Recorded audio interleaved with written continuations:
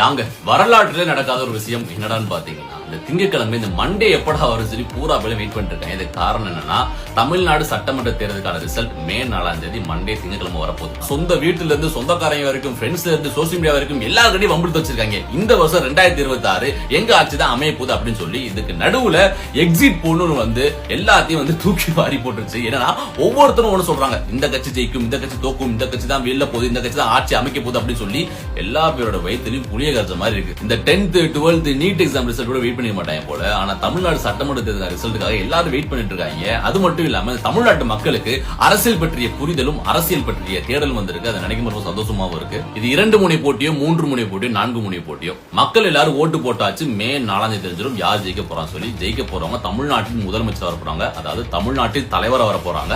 அந்த தலைவருக்கு ஒரே ஒரு ரெக்வஸ்ட்ங்க, இந்த தமிழனையும் இந்த தமிழ்நாட்டு மக்களையும் இந்த தமிழரின் கலாச்சாரம், பாரம்பரியம், நாகரிகம், வரலாறு எதுவுமே அழிச்சிடாம தமிழ்நாட உலகம் போற்றும் மாநிலமா மாற்ற வேண்டிய பொறுப்பு உங்க கையில தான் இருக்கு. நீங்க சொன்ன வாக்குறுதி எல்லாத்தையும் நிறைவேற்றுங்க, நம்பிதான் ஓட்டு போட்டிருக்கோம். மக்களை ஏமாத்திராதீங்க. தமிழன் என்னைக்குமே வாழ்ந்தான் தான் இருக்கணும், வீழ்ந்தான் இருக்கக்கூடாது. அண்ட் இந்த வீடியோ பார்த்துக்க நீங்க யாரு மே 4 தமிழ்நாட்டின் முதலமைச்சர் வர போறாங்கன்னு சொல்லி கமெண்ட்ல சொல்லுங்க.